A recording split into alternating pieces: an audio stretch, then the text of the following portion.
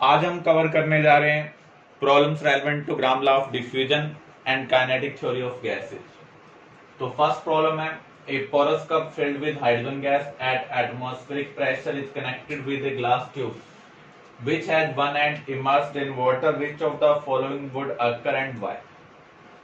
तो यहां पर आपके पास एक पोरस कप है जिसके अंदर कौन सी गैस प्रेजेंट है? हाइड्रोजन गैस प्रेजेंट है एट एटमॉस्फेरिक प्रेशर। इसके एक एंड को हमने वाटर में डिप किया हुआ है, तो क्या होगा? देखो ये पोरस है, इसका मीनिंग हाइड्रोजन गैस यहां से बाहर जा सकती है और एयर इनसाइड आ सकती है। किसका रेट ऑफ डिफ्यूजन ज्यादा होगा? हाइड्रोजन का रेट ऑफ डिफ्यूजन और डिफ्यूजन क्या होगा? ज्यादा होगा इन कंपैरिजन टू एयर, क्योंकि जो हाइड्रोजन का मोलर मास है वो एयर के एवरेज मॉलिक्यूलर मास से क्या है? कम। इसका मीनिंग जब यहां से हाइड्रोजन का अमाउंट कम होगा तो प्रेशर यहां पर डिक्रीज होगा, जिससे वाटर लेवल क्या होगा? राइज होगा। अगर हम किसी पाइप में से एयर खींचते हैं तो वाटर लेवल ऊपर की ओर जाता है, तो यहाँ पर हाइड्रोजन गैस फिल की हुई है, तो जब हाइड्रोजन यहाँ से बाहर निकलेगी ज्यादा अमाउंट में in comparison to incoming air, तो उस केस में जो वाटर का लेवल है वो ऊपर की ओर राइज होगा। Clear?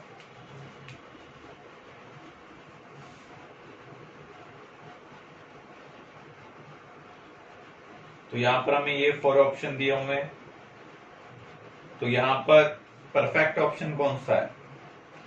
Water would rise in tube because rate of effusion of hydrogen is faster than rate of effusion of air.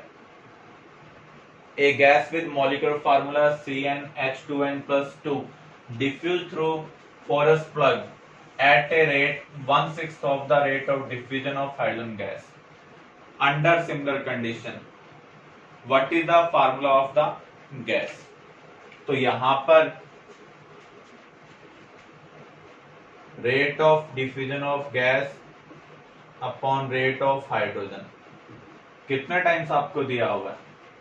ये आपको दिया हुआ है 1/6। Rate of diffusion molecular mass से कैसे रिलेटेड है?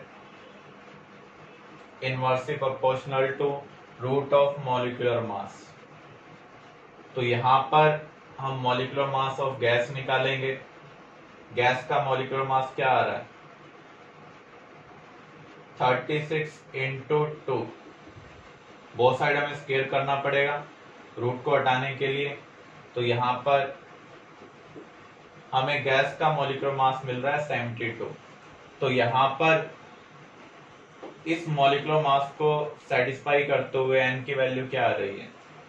अगर आप एन की वैल्यू 5 पुट करेंगे तो कार्बन 5 होंगे, मींस कार्बन का कंट्रीब्यूशन मास में 60 होगा। हाइड्रोजन कितने होंगे? 12।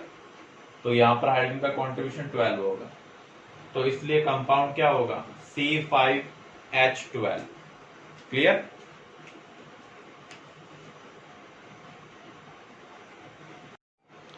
Another problem, a certain amount of an unknown gas occupied 900 ml at 27 degrees Celsius and 1.2 atmosphere pressure, while the same amount of hydrogen occupied 1.4 liter at 45 degrees Celsius and 1.2 atmosphere.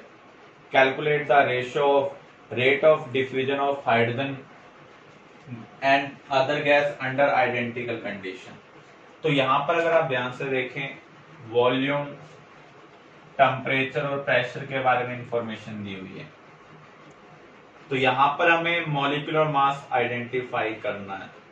तो PV equal to nRT का अगर हम use करें तो pressure आपको कितना दिया हुआ है? 1.2। वॉल्यूम कितना है? 900 ml। नंबर ऑफ मोल्स हम कैसे निकाल सकते हैं? Given mass upon molar mass. पहली गैस हमें पता नहीं है, इसके मोलर मास को हम m एज्यूम कर रहे हैं, into R into T। Temperature यहाँ पर आपको कितना दिया हुआ है 27 डिग्री सेल्सियस मीन्स 300 केल्विन। तो ये इक्वेशन 1 है, ये हमने अननोन गैस के लिए कंसिडर की है। हाइड्रोजन गैस के लिए क्या होगी, यहाँ पर आपको वॉल्यूम दिया हुआ है 1.4 लीटर, यहाँ पर आपने वॉल्यूम मिलीलीटर में लिया है तो यहाँ पर भी मिलीलीटर में ले लें। प्रेशर कितना दिया हुआ है आपको 1.2। मास सेम है दोनों जगह, मोलर मास हाइड्रोजन का कितना है 2 into R into T. Temperature यहाँ पर डिग्री सेल्सियस में दिया हुआ है, 45 डिग्री सेल्सियस को हमें केल्विन में कन्वर्ट करना है, तो आप इसमें 273 ऐड कर दें। अगर हम 273 ऐड करते हैं तो आपको टेम्परेचर कितना मिलेगा 318 केल्विन। ये इक्वेशन सेकंड है। अब आप इक्वेशन 1 को 2 से डिवाइड कर लें, m की वैल्यू निकाल लें। तो यहां पर जो भी m की वैल्यू होगी उसका यूज हमें रेट ऑफ डिफ्यूजन के लिए करना है। हमें क्या निकालना है, rate of diffusion of hydrogen and rate of diffusion of unknown gas का रेशियो निकालना है। और आपको पता है ये रूट ऑफ मॉलिक्यूलर मास के क्या है, इनवर्सली प्रोपोर्शनल है। तो यहां से हम गैस का मॉलिक्यूलर मास कैलकुलेट कर चुके हैं, उसको हम यहाँ पर पुट कर लेंगे। हाइड्रोजन का मॉलिक्यूलर मास आपको पता ही है। तो इस तरीके से हम इस प्रॉब्लम को सॉल्व कर सकते हैं।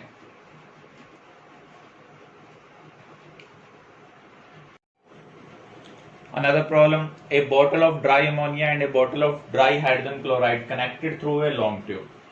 तो हमारे पास दो बोतल है, एक के अंदर हमने अमोनिया को फिल किया हुआ है, दूसरे के अंदर हमने HCl गैस को फिल किया हुआ है।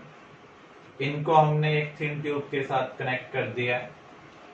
Are open simultaneously at both ends.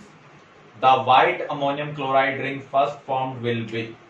देखो जब हम वाल्व को ओपन करेंगे तो अमोनिया इधर डिफ्यूज करेगा, HCl इधर। अमोनिया और HCl कंबाइन होकर अमोनियम क्लोराइड बनाते हैं। This is base and this is acid. तो हमें यहाँ पर वाइट डेंस फ्यूम मिल रही है। कहां पर हमें वाइट डेंस फ्यूम सबसे पहले देखने को मिलेंगे, देखो दोनों गैस डिफ्यूज कर रही हैं, अमोनिया भी और HCl भी। जो जितना फास्टली डिफ्यूज करेगा उतना ज्यादा डिस्टेंस ट्रेवल करेगा, क्योंकि आपने पढ़ा था रेट ऑफ डिफ्यूजन हम वॉल्यूम के टर्म में भी देख सकते हैं, मोल्स के टर्म में भी देख सकते हैं और डिस्टेंस के टर्म में भी देख सकते हैं। टाइम टी के अंदर अमोनिया ज्यादा डिस्टेंस ट्रेवल करेगा या HCl, हम मोलर मास से देखते हैं। अमोनिया का मोलर मास कितना है 17, HCl का 36.5। तो जिसका मोलर मास कम होगा वो ज्यादा डिस्टेंस ट्रेवल करेगा। इसका मीनिंग अमोनिया ज्यादा डिस्टेंस ट्रेवल करेगा और HCl कम। तो इसका मीनिंग जो वाइट डेंस फ्यूम हमें देखने को मिलेंगे वो कहां पर देखने मिलेंगे, टुवर्ड्स एंड HCl। तो हमारा आंसर क्या होगा, near the hydrogen chloride bottle, क्योंकि अमोनिया ज्यादा डिस्टेंस ट्रेवल कर रहा है in comparison to HCl। Clear.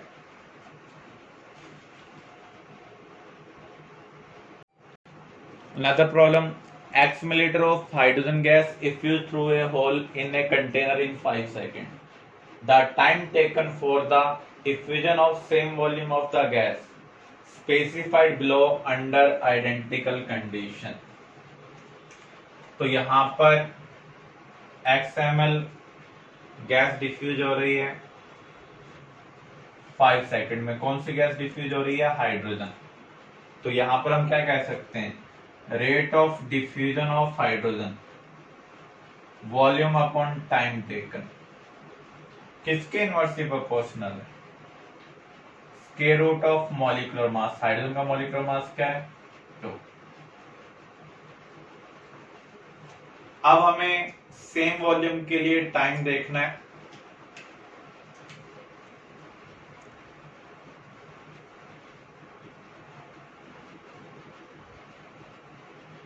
यहां पर कौन इसको सेटिस्फाई करेगा? अब देखिए, हम इसको रेशियो के व्याप पर सोल्व करते हैं। तो x by T proportional to 1 by √10, क्योंकि कंडीशन सेम है तो प्रोपोर्शनलिटी कांस्टेंट भी क्या होगा? सेम होगा। तो यहां पर x से x कैंसिल हो रहा है, तो t बाय 5 आपको क्या मिल रहा है? m बाय 2 का रूट। हम इक्वेशन 1 को 2 से डिवाइड कर रहे हैं, तो x से x कैंसिल हो जाएगा, ये आपको क्या मिलेगा? t by 5। ये जो m है ये ऊपर चला जाएगा, ये 2 नीचे रहेगा। अब हमें इसको सेटिस्फाई करते हुए अपना आंसर फाइंड आउट करना है। यहां पर अगर आप हीलियम पुट करते हैं, हीलियम का मोलर मास क्या है? 4। तो उस केस में क्या टाइम 10 सेकंड आ रहा है? क्योंकि 4/2 2 होगा, √2 के इक्वल नहीं है। √2 इंटू 5 कभी भी 10 नहीं हो सकता, इसलिए फर्स्ट ऑप्शन आपका आंसर नहीं है। अब हम सेकंड को देखते हैं। यहां पर पुट करते हैं 32। 32/2 क्या होगा? 16। 16 का रूट क्या होगा? 4। 4 इंटू 5 20। तो आप देख सकते हैं ये ऑप्शन यहाँ पर सेटिस्फाई हो रहा है, इसलिए आपका ये आंसर होगा। तो हमने क्या किया है? 2 इक्वेशन बनाई है, एक हाइड्रोजन के लिए, एक अदर गैस के लिए। तो वॉल्यूम दोनों का सेम डिफ्यूज हो रहा है, टाइम डिफरेंट है। जो रेट ऑफ डिफ्यूजन है वो रूट ऑफ मोलर मास के इनवर्सली प्रोपोर्शनल होता है। तो हमने यहाँ पर अदर गैस के लिए भी ले लिया, इक्वेशन 1 को 2 से डिवाइड किया, तो आपको ये रिलेशनशिप मिल रही है। 1/1 हम डेटा पुट कर रहे हैं, जैसे हमने हीलियम का मोलर मास पुट किया। जो टाइम आ रहा है वो इसको सेटिस्फाई कर रहा है या नहीं कर रहा है। जहां पर सेटिस्फाई कर जाएगा वो आपका आंसर होगा।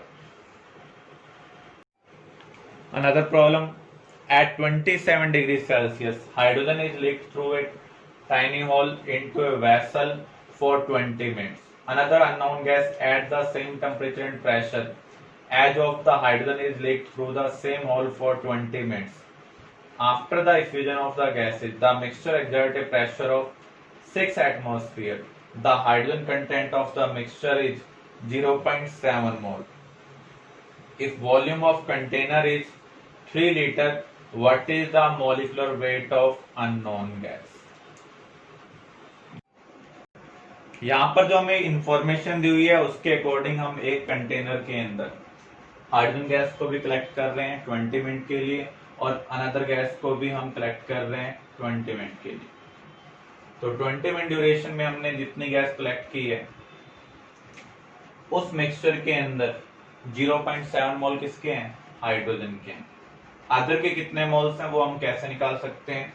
तो आप यूज करेंगे PV इक्वल टू nRT।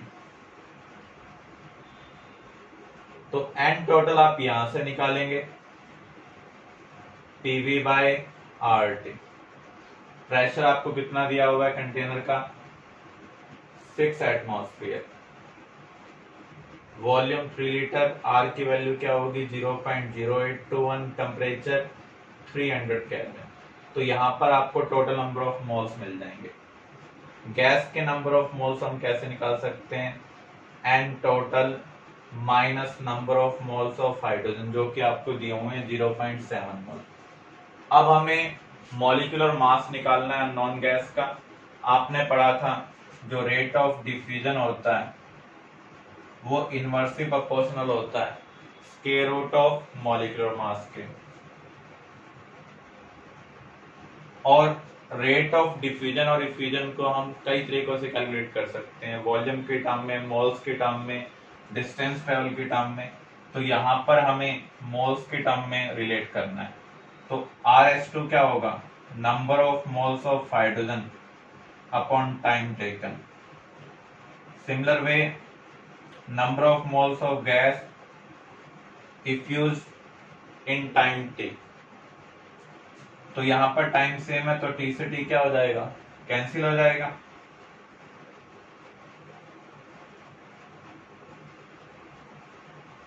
जो रेट है वो इनवर्सली प्रोपोर्शनल है मॉलिक्यूलर मास के। नंबर ऑफ मोल्स आप कैलकुलेट कर ही चुके हैं, हाइड्रोजन के तो आपको गिवन है 0.7, और यहां से आपने गैस के मोल्स कैलकुलेट कर लिए। हाइड्रोजन का मॉलिक्यूलर मास आपको पता है, इसको सॉल्व कर कर आप गैस का मॉलिक्यूलर मास निकाल सकते हैं। Clear?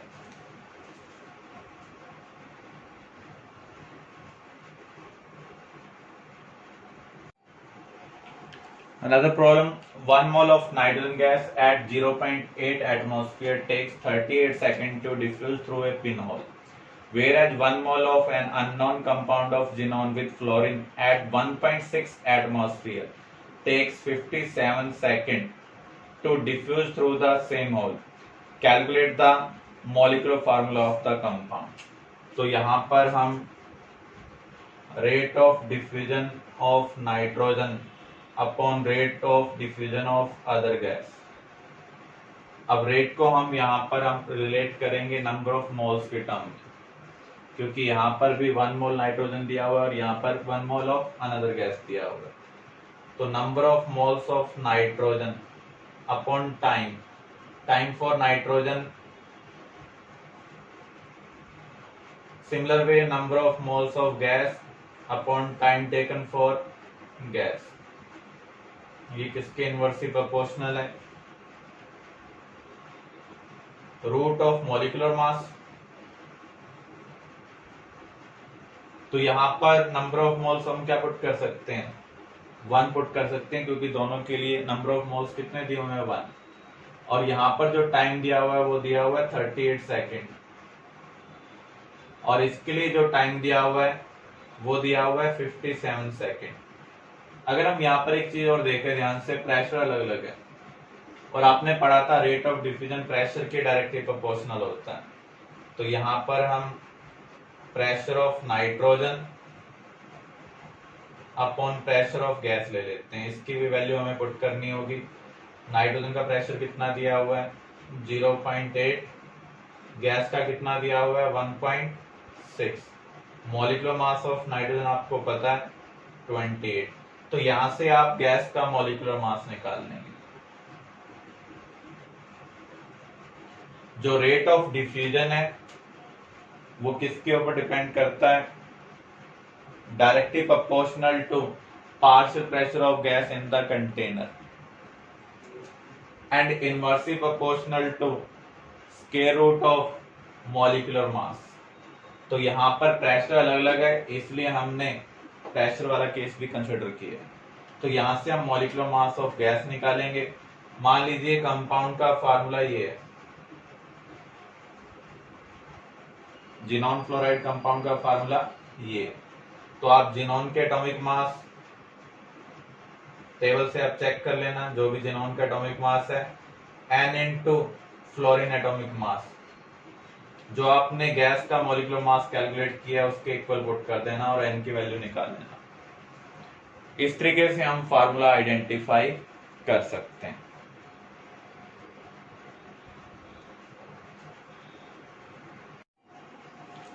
Another problem, find the number of diffusion steps required to separate the isotopic mixture initially containing some amount of hydrogen gas and 1 mole of D2 gas in a container of 3-liter capacity maintained at 24.6 atmosphere and 27 degree Celsius.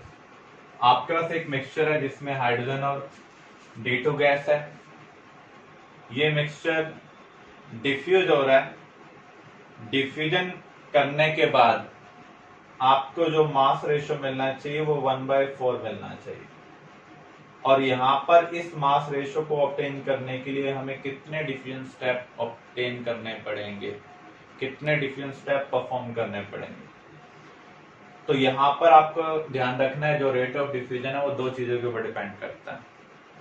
एक तो mixture के अंदर molar ratio क्या है, partial pressure का ratio क्या है उसके ऊपर। दूसरा डिपेंड करता है मोलर मास के ऊपर।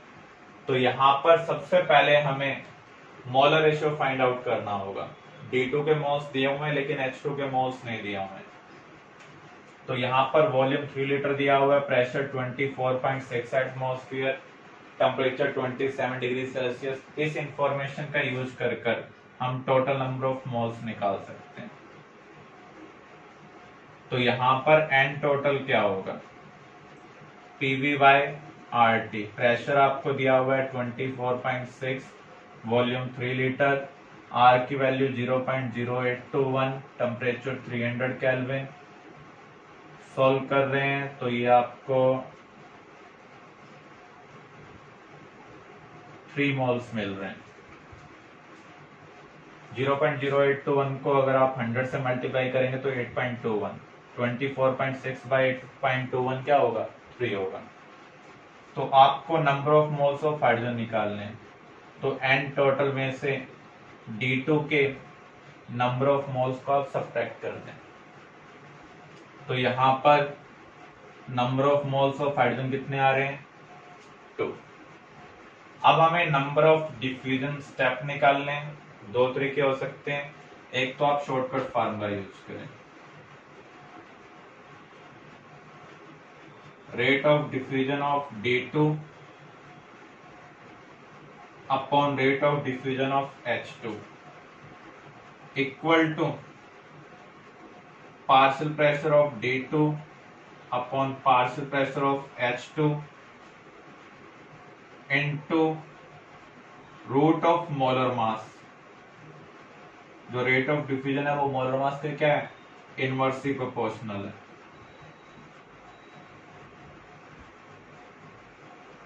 कितने स्टेप परफॉर्म कर रहे हैं वो पावर में ले लें। तो यहां पर हमें n की वैल्यू निकालनी है। तो यहां पर रेट ऑफ डिफ्यूजन का मीनिंग क्या है, नंबर ऑफ मोल्स डिफ्यूज्ड पर unit time.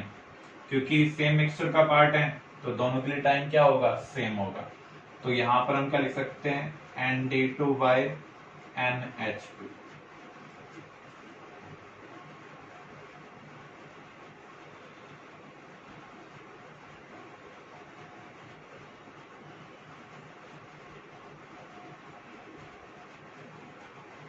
Number of moles हम कैसे निकालते हैं, given mass upon molar mass. WD2 upon molar mass of D2 कितना है, 4। ऐसे mass of H2 upon molar mass of H2। Partial pressure का जो रेशो है वो किसके ऊपर डिपेंड करता है, मोलर रेशो के ऊपर। मिक्सचर के अंदर D2 के 1 मोल है और H2 के 2 मोल, तो प्रेशर का भी यही रेशियो होगा। मोलर मास H2 का कितना है, 2 और D2 का 4। अब आप देखें ये रेशियो आपको दिया हुआ है, कितना दिया हुआ है, 1/4। तो अगर हम मास ऑफ D2 1 पुट करते हैं तो मास ऑफ H2 कितना होगा, 4 होगा।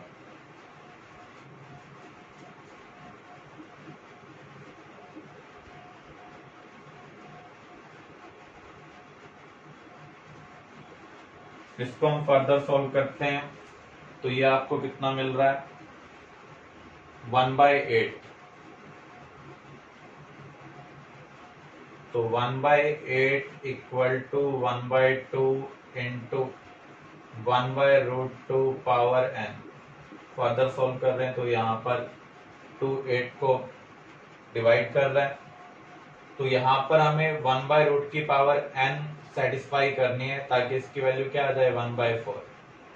√2 का स्केयर करते हैं तो क्या होगा, 2। हमें 4 चाहिए, यानी √2 की पावर हमें क्या लेनी पड़ेगी, 4 लेनी पड़ेगी। तो यहाँ पर n की वैल्यू क्या है, 4। तो यहाँ पर जो नंबर ऑफ डिफ्यूजन स्टेप है वो क्या है, 4 है।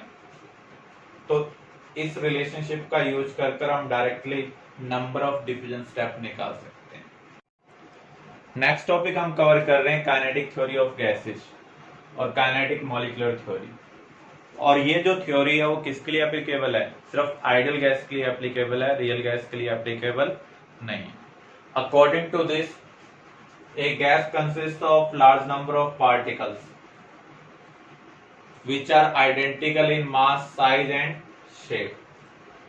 Gas particles volume is negligible in comparison to total volume of gas. इस रूम के अंदर जो गैस प्रेजेंट है उसके जो पार्टिकल्स हैं उस पार्टिकल का जो नेट वॉल्यूम होगा वो इस रूम के वॉल्यूम के कंपैरिजन में क्या है, नेग्लिजिबल है। गैस पार्टिकल्स के बीच में सेपरेशन ज्यादा होती है, इसलिए ना तो वहां पर कोई अट्रैक्शन प्रेजेंट है ना ही repulsion. Gas particles constant motion में है और अपनी डायरेक्शन वो तब तक चेंज नहीं करते हैं जब तक वो एक दूसरे के साथ कोलाइड ना कर लें या फिर कंटेनर की वॉल को स्ट्राइक ना कर लें। जो कोलिजन होगा गैस पार्टिकल में वो परफेक्टली इलास्टिक होगा। इसका मीनिंग क्या है, ड्यूरिंग कोलिजन जो एनर्जी है वो एक से दूसरे को ट्रांसफर होगी, लेकिन एनर्जी का जो कन्वर्जन है वो हीट की फॉर्म में नहीं होगा। आप ये भी कह सकते हैं momentum before collision must be equal to momentum after collision. जो पार्टिकल स्ट्राइक कर रहे हैं उनका जो सम ऑफ मोमेंटम है बिफोर कोलिजन आफ्टर कोलिजन वो क्या होना चाहिए, इक्वल होना चाहिए। प्रेशर किसकी वजह से अराइज होता है, आपको पता है गैस पार्टिकल कांस्टेंट मोशन में, इस मोशन के ड्यूरिंग वो एक दूसरे को कोलाइड करते हैं और कंटेनर की वॉल को भी स्ट्राइक करते हैं। जब गैस पार्टिकल कंटेनर की वॉल को स्ट्राइक करेंगे तो यहां पर फोर्स एक्सर्ट करेंगे। Force exerted per unit area is called pressure. तो प्रेशर किसके वजह से राइज हो रहा है, due to strike of gas particle on the wall of container, not due to collision between gas particles.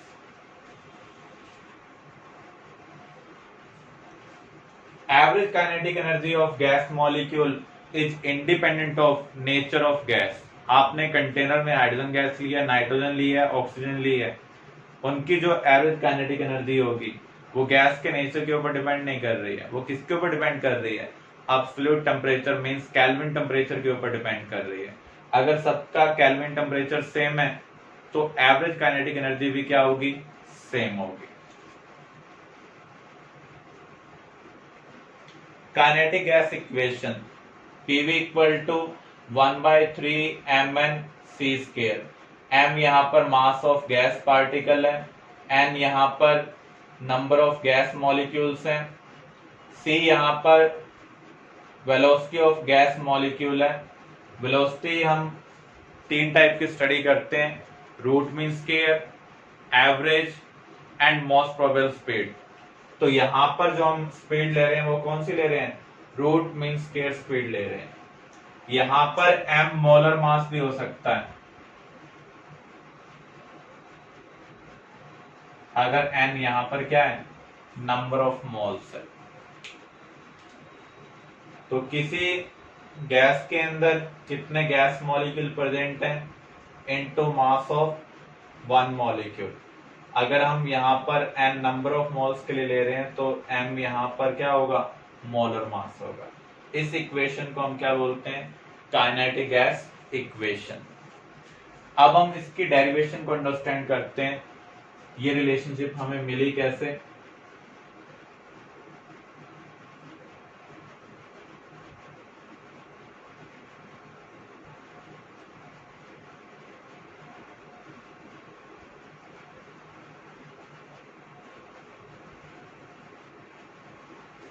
हमारे पास एक इमेजिनरी कंटेनर है जो क्यूब शेप्ड है विद एज लेंथ L। यहां पर एक पार्टिकल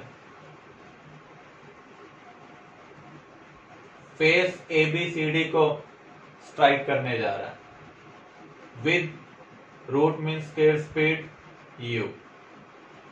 ये जो फेस है ये मान लो x एक्सिस के अलोंग है, इधर y एक्सिस है और इधर क्या है, z एक्सिस है। इस फेस को हम बोल देते हैं EFGH। हर एक्सिस के अलोंग दो फेस प्रेजेंट है। हम यहाँ पर एक इमेजिनरी कंटेनर को कंसिडर कर रहे हैं जो क्यूबिक शेप्ड है। With edge length L.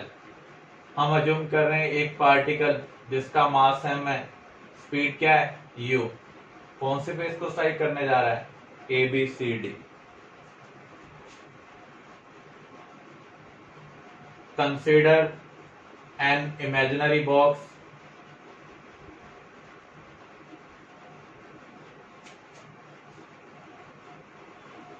with edge length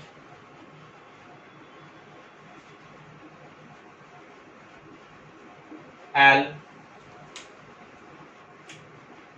and a gas particle of mass m with root mean square speed u going to strike face ABCD। तो यहां पर मोमेंटम बिफोर कोलिजन क्या होगा? आपको पता है जो वेलोसिटी है वो वेक्टर कंपोनेंट है। वेलोसिटी को हम रिजोल्व करेंगे तो हम कैसे राइट कर सकते हैं, ux i uy j plus uz k। आई जे के यहाँ पर क्या है, यूनिट वेक्टर है। तो इसका मीनिंग एक्स एक्सिस के अलोंग पार्टिकल की स्पीड ये होगी, वाई के अलोंग ये होगी और जेड के अलोंग ये होगी। क्योंकि यहाँ पर जो पार्टिकल है वो एक्स एक्सिस के अलोंग स्ट्राइक करने जा रहा है, तो यहाँ पर कोलिजन से पहले मोमेंटम क्या होगा, mu(x) होगा। अब जब पार्टिकल यहां पर स्ट्राइक करेगा तो ये वापस आएगा। इसका मीनिंग इसकी डायरेक्शन क्या हो रही है, चेंज हो रही है। तो वेलोसिटी भी क्या होगी, चेंज होगी। Momentum after collision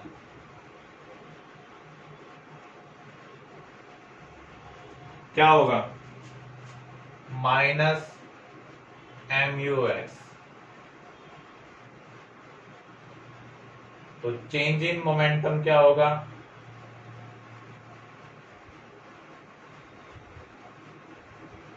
bye one particle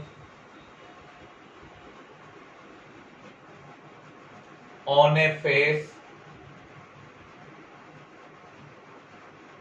to mu(x). तो यहां पर इनिशियल और फाइनल का जो डिफरेंस है वो क्या आ रहा है, 2 mu(x) है। ये क्या है, चेंज इन मोमेंटम।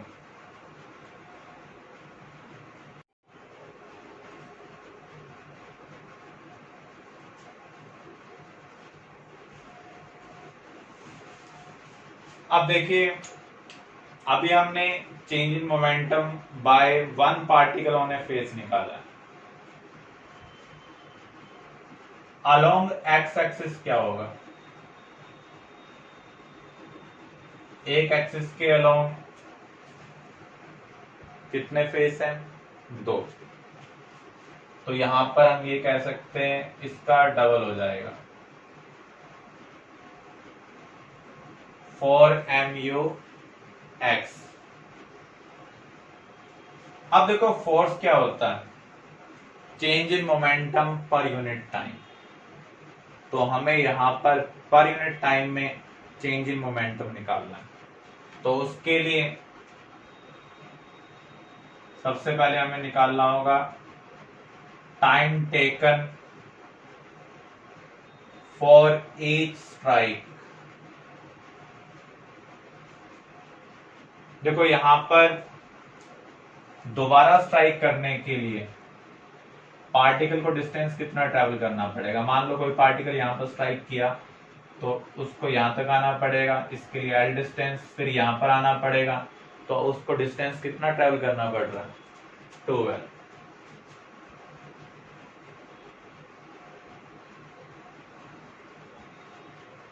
स्पीड क्या है, ux।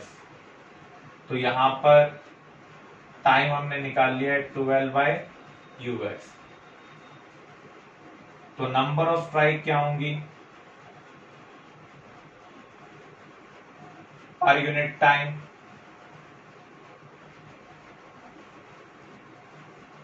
Unit time upon time taken for one strike.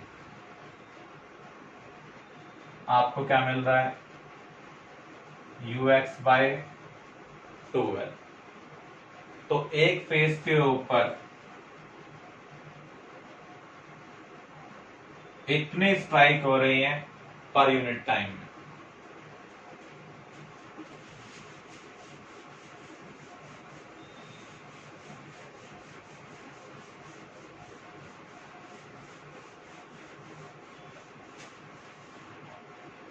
So change in momentum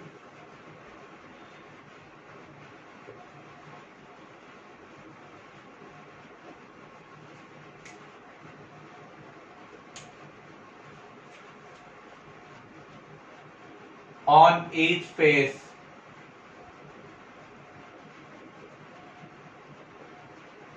पर यूनिट टाइम क्या होगा,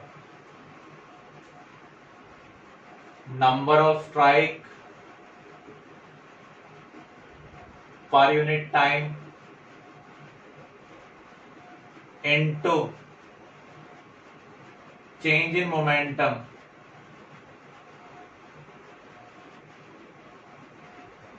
पर strike. Number of strike per unit time कितनी है ux/12। Change in momentum per strike क्या है 2mux। सॉल्व कर रहे हैं तो क्या आ रहा है mux²/l। तो हमें यहां पर number of strike per unit time हमने ली ux/12 जो हमने यहां से कैलकुलेट किए। Change in momentum per strike हमने क्या देखा था 2mux। इसलिए change in momentum on each phase पर यूनिट टाइम क्या आ रहा है mux²/l आ रहा है। ये एक पार्टिकल की वजह से आ रहा है। अगर कंटेनर में सिर्फ एक ही पार्टिकल प्रेजेंट है, अगर कंटेनर के अंदर n पार्टिकल्स होंगे तो क्या होगा mux²/n/l।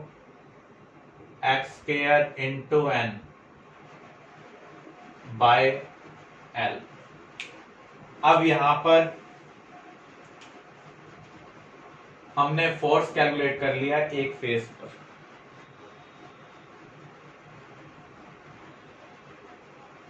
अगर हम अलोंग एक्स एक्सिस निकालना चाहें, देखो change in momentum on each phase पर यूनिट टाइम क्या होगा, एक तरीके से फोर्स होगा। तो यहां पर फोर्स अलोंग एक्स एक्सिस क्या है, एक फेज जो है एक्सिस में राइट साइड भी होगा लेफ्ट साइड भी होगा। तो यहां पर हर एक्सिस पर दो फेस हैं, इसलिए हम क्या कह सकते हैं 2nmux²/l। ये फोर्स लग रहा है अलोंग एक्स एक्सिस। ऐसे ही वाई एक्सिस के अलोंग क्या होगा 2mnuy²/l। जेड एक्सिस के अलोंग क्या होगा 2mnuz²/l।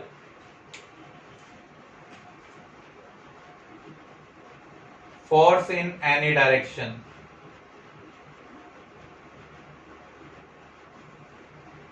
क्या होगा 2nmux²/l 2mnuy²/l 2mnuz²/l। तो यहां पर 2mn/l सभी में कॉमन है, ux² plus uy² plus uz²। Vector का रिजल्टेंट हम कैसे निकालते हैं,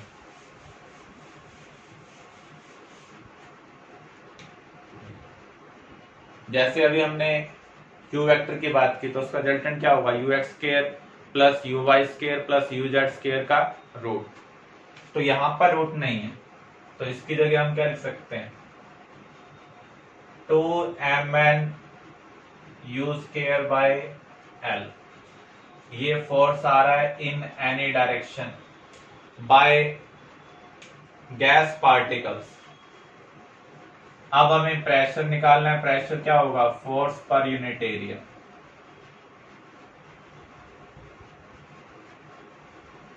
फोर्स ये है, एरिया क्या होगा कंटेनर का, एक फेस का एरिया एल स्केयर, फेस कितने हैं क्यूब के अंदर 6, तो इनटू क्या आ जाएगा 6 एल स्केयर। तो इसे हम सॉल्व कर रहे हैं तो क्या आ रहा है 1/3 mn u square upon L cube. L cube क्या होगा, वॉल्यूम ऑफ क्यूब।